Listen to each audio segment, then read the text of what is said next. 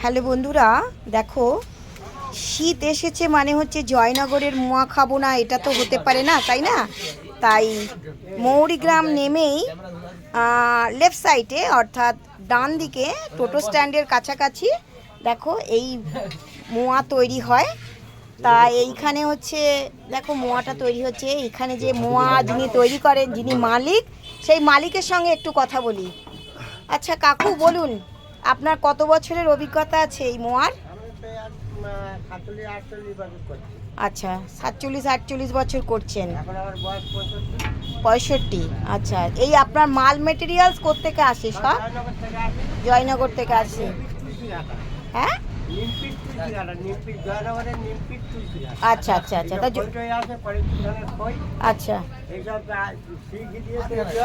আচ্ছা আচ্ছা আচ্ছা আচ্ছা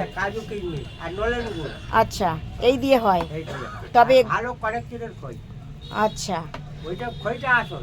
আচ্ছা ও, আসলে আমরা তো খাই, আমরা অত বুঝি না, যেটা টেস্টি হয় সেটাই বুঝি যে ভালো। আর মোয়া মানেই জয়নগর। হ্যাঁ, মোয়া মানেই হচ্ছে জয়নগর।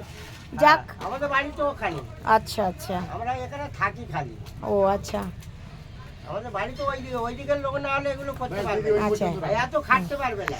ঠিক আছে, ভোর 4টে থেকে আর রাত 11টা 12টা 1টা বেজে যায় এই তৈরি করতে, প্যাকিং করতে। দিদি এই মতো স্টক করুন। এবার ধরো এখানে প্যাকিংগুলো একটু দেখো, সব প্যাকিংগুলো কিরকম হচ্ছে দেখেছো?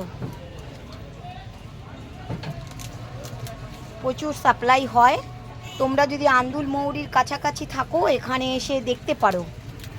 আমি গত বছরে নিয়ে গিয়েছিলাম, খুব টেস্টি, সেই জন্য এবছরও আমি এলাম। কেমন বন্ধুরা, টাটা।